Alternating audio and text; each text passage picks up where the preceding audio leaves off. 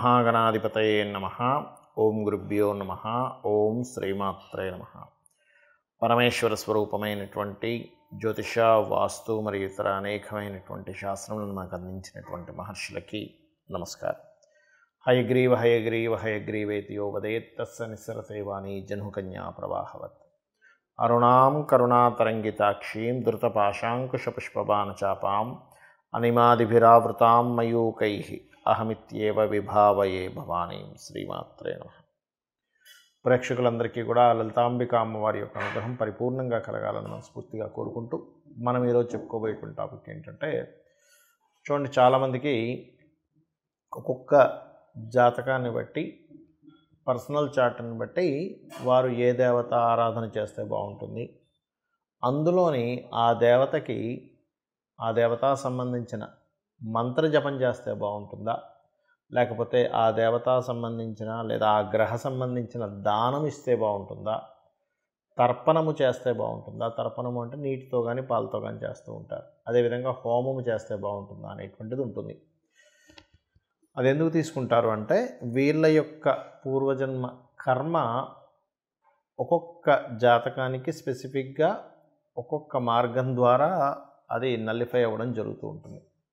ఆ రకంగా అది పర్సనల్ చార్ట్ చూడాలి. మరి పర్సనల్ చార్ట్ అనేటువంటిది చూసుకోవాలంటే ఎవరికి వాళ్ళకి తెలిసి ఉండాలి, లేదా ఏదైనా ఆస్ట్రాలజర్ని కన్సల్ట్ చేసి ఉంటే వాళ్ళ లగ్నం నుంచి లగ్నాధిపతి ఎలా ఉన్నాడు, పంచమాధిపతి అంటే ఉపాసనా స్థానాధిపతి ఎలా ఉన్నాడు, లేదా భాగ్యాధిపతి ఎలా ఉన్నాడు, వీళ్ళకి ఏ పర్పస్ మీద అయితే వీళ్ళు పూజ చేస్తున్నారో, లేకపోతే హోమం చేస్తున్నా, తర్పణం చేస్తున్నా, ఆ పర్పస్ని ఫుల్ఫిల్ చేసేటువంటి గ్రహ దశ నడుస్తుందా లేదా, ఒకవేళ నడవనట్లయితే ఆ గ్రహ దశ అనుకూలించేలాగా ఏ దేవతకు చేసుకోవాలనేటువంటిది ఉంటుంది. అయితే ఇవాళ మనం చెప్పుకోబోయే టాపిక్ ఏంటంటే, సహజంగా మీరు పలానా లగ్నంలో పుట్టారు, ఉదాహరణకి మేష లగ్నంలో పుట్టితే ఎవరికి తర్పణం కానీ హోమం కానీ ఇవి చేయాలి, లేదా వృషభ లగ్నంలో పుడితే ఏంటి అనేటువంటిది నేను మీకు ఒక్కొక్క లగ్నరీత్యా నేను చెప్తాను.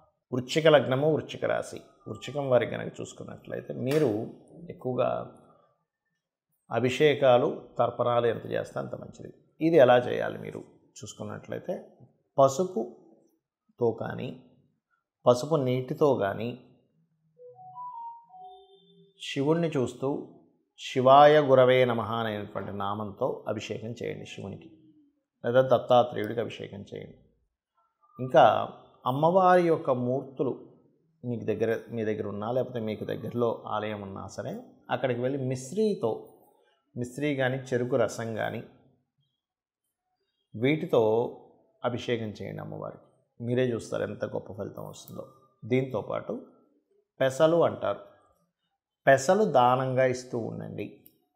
మీరు పెసలు ఎంత దానంగా ఇస్తూ ఉంటే మీకు ఏమవుతుందంటే, ఒక్కొక్కసారి చూడండి, మనం ఏదో షేర్ మార్కెట్లోనో లేకపోతే ఇంకో దగ్గర సడన్గా కొన్ని లక్షలు పోగొట్టుకున్న వాళ్ళు, కోట్లు పోగొట్టుకున్న వాళ్ళని నేను చూశాను.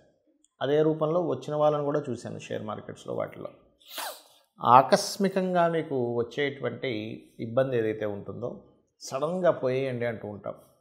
ఆ ఆకస్మికంగా పోయే ధనం పోకుండా అవుతుంది మీరు పెసలు కనుక దానంగా ఇస్తూ ఉంటే. ఒక్కోసారి చూడండి, టెక్నికల్ ఇష్యూస్ వల్ల పోతుంటాయి. ఒక్కోసారి ఏదో షేర్ మార్కెట్ చేస్తుంటారు, అప్పుడే గ్రాఫ్ పైకి వెళ్తుంది లేకపోతే కిందకు వస్తుంది అన్నప్పుడు దాన్ని ఆప్షన్స్ అంటారు షేర్ మార్కెట్. అదేదో ఆప్షన్ కొడదామంటే టెక్నికల్గా ఏదో ఆగిపోతుంది, ఇక్కడ సిస్టంలో ఏదో స్ట్రక్ అయిపోతుంది, లేకపోతే పవర్ పోతుంది, లేకపోతే ఇంకేదో సంథింగ్ ప్రాబ్లమ్స్ వస్తూ ఉంటాయి. అరే ఆ టెక్నికల్ ఇష్యూ వల్ల నేను ఎంత కోల్పోయానంటే అంటూ ఉంటారు. అయితే షేర్ మార్కెట్లోకి వెళ్ళాలంటే ముఖ్యంగా గుర్తుపెట్టుకోండి, 2, 5, 8, 11 కాంబినేషన్ అంటారు. అంటే ద్వితీయాధిపతి, పంచమాధిపతి, లాభాధిపతి, అష్టమాధిపతి ఆ యొక్క గ్రహ కాంబినేషన్ ఉంటూ, రెండవది ఏంటంటే ఇక్కడ చూసుకున్నట్లయితే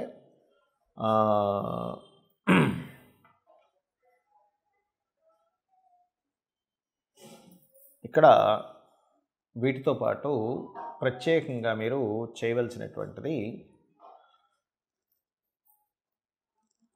అంటే ఎవరికైనా షేర్ మార్కెట్లో బాగా రాణించాలి అంటే మాత్రం నీచభంగ రాజయోగము లేదా విపరీత రాజయోగం కూడా కనెక్ట్ అయి ఉండాలి, గుర్తుపెట్టుకోండి. అదేవిధంగా ఇక్కడ మరొక విషయం ఏంటంటే, ఈ కాంబినేషన్ ఏదైతే ఉందో వృశ్చికం వారికి, మీరు వీలున్నప్పుడల్లా కూడా అన్నపూర్ణాదేవికి సంబంధించిన స్తోత్రం చదువుతూ అన్నదానం చేస్తే కూడా చాలా చక్కటి ఫలితాలు వస్తాయి. మరి కొంతమందికి జన్మజాతకం ఉండదు, వాళ్ళ డేట్ ఆఫ్ బర్త్లు తెలియదు, వాళ్ళ లగ్నం తెలియదు, వాళ్ళ రాశి కూడా తెలియదు. అప్పుడు ఏం చేయాలి? జనరల్గా చేసుకునేవి కొన్ని ఉంటాయి. జన్మజాతకం తెలిసి వాళ్ళు తీసుకునే దీన్ని బట్టి ఉంటుంది.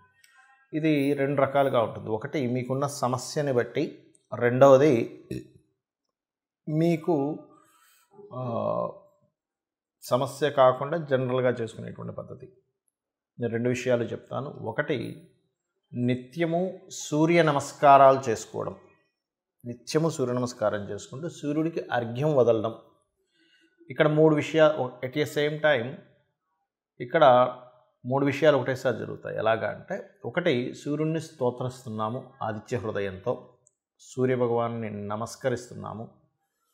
సూర్యుడు అగ్నిస్వరూపం, అంటే సూర్యుడిని నమస్కరిస్తున్నామంటేనే ఒక హోమం చేస్తున్నట్టుగా, యజ్ఞం చేస్తున్నట్టుగా, సూర్యుడికి నీళ్ళు వదులుతున్నామంటే తర్పణం జరుగుతున్నట్టుగా.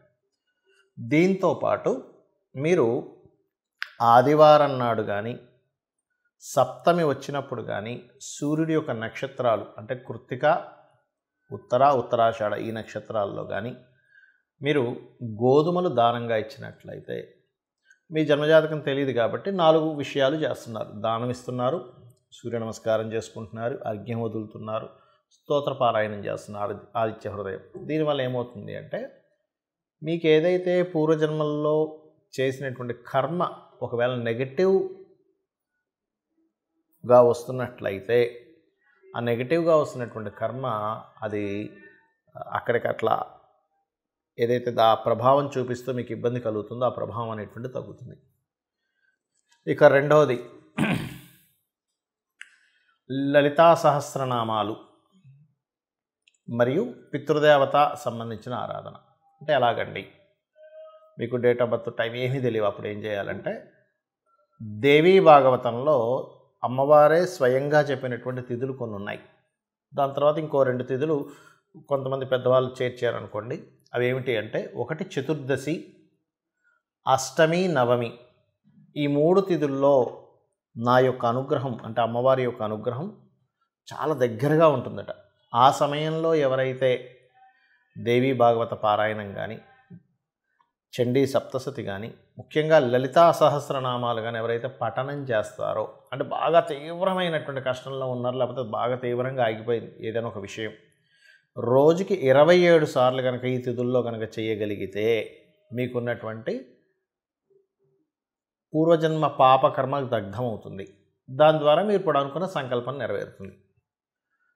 మరియు మొత్తం 5 తిథులు అన్నారు కదండి, 3 చెప్పారు కదా అంటే, తర్వాత చేరినటువంటివి అమావాస్య, పౌర్ణమి కూడా. అమావాస్య, పౌర్ణమి చేస్తే కూడా ఈ యొక్క అమ్మవారి అనుగ్రహం చాలా త్వరగా చాలా ఎక్కువగా వస్తుంది. ఇక పితృదేవత సంబంధించింది కూడా చేయాలని చెప్పాను. అదేమిటి అంటే, ముఖ్యంగా అమావాస్యల సమయంలో కానీ, మీ యొక్క పితృదేవతలకు సంబంధించిన తిథుల్లో కానీ మీరు, అంటే వాళ్ళు గతించినటువంటి తిథుల్లో కానీ మీరు స్వయం పాకము అంటారు. అంటే 1 కిలోనో 2 కిలోలో 5 కిలోలో మీకు తోచినంత మీ స్తోమతను బట్టి బియ్యము, 2 రకాల కూరగాయలు, 2 రకాల పప్పులు, ఉప్పు, చింతపండు, మిరపకాయలు, ఈ రకంగా వండుకునేటువంటి సామాగ్రి ఏదైతే ఉంటుందో, ఒక వ్యక్తి చక్కగా ఇంట్లో వంట వండుకోవడానికి గల సామాగ్రిని మీరు మీకు దగ్గరలో ఆలయంలో ఉన్నటువంటి పురోహితులకి పితృదేవతల కోసం అన్నట్టుగా ఇచ్చినట్లయితే, ఇది కూడా మీ జన్మజాతకంలో ఏదైతే రుణరోగ శత్రు సంబంధించినటువంటి భావం బాగా యాక్టివేషన్ అయ్యి మీరు ఇబ్బంది పడుతున్నటువంటి అంశము చేత్తో తీసేసినట్టుగా ఆ యొక్క ప్రాబ్లం అనేటువంటిది తగ్గుతుంది. అయితే ఇది చాలామంది ఎన్నిసార్లు చేయాలండి అని అడుగుతూ ఉంటారు. ఒకటే గుర్తుపెట్టుకోండి, నిరంతరము చేయండి. ఎప్పుడైతే మీరు దేవతా కార్యాలు కానీ, హోమాలు కానీ, యజ్ఞాలు కానీ, తర్పణాలు కానీ, లేనట్లయితే దానము కానీ మీరు ఎంత చేస్తూ ఉంటారో గుర్తుపెట్టుకోండి, మనం ఎన్ని ఖర్చు పెట్టినా ఒక జీవుడు అంటే ఒక మనిషి జన్మ ఎత్తినప్పటి నుంచి తన తుది శ్వాస అంటే ఆఖరి శ్వాస వరకు కూడా ఎన్నో లక్షలు కోట్లు సంపాదిస్తాడు, ఖర్చు పెట్టేస్తాడు. కానీ ఏది కూడా మన వెంట రాదు. కేవలం భగవత్ సంబంధించినటువంటిది, పరోపకారం చేసినటువంటి పరోపకారంగా ఉపయోగించిన ధనం సంబంధించిన పుణ్యము మాత్రమే మన వెంట వస్తుంది, ఇది గుర్తుపెట్టుకోండి. కాబట్టి లేదా గోసేవ, గోవులకు వెళ్ళి సేవ చేస్తే కూడా అది పుణ్యంగా వస్తుంది. కాబట్టి ఇది చేయండి. ఖచ్చితంగా మీకు మీ జాతకంలో ఏ దశ నడుస్తుంది, ఏ అంతర్దశ నడుస్తుంది, గోచారంలో ఎలా ఉంది, ఇవేమీ మీరు కంగారు పడాల్సిన అవసరం లేదు. తెలియకుండానే సకల దేవతల యొక్క అనుగ్రహము, ఆ లలితాంబిక అమ్మవారి యొక్క అనుగ్రహం మీకు కలుగుతుంది. శ్రీమాత్రే నమః.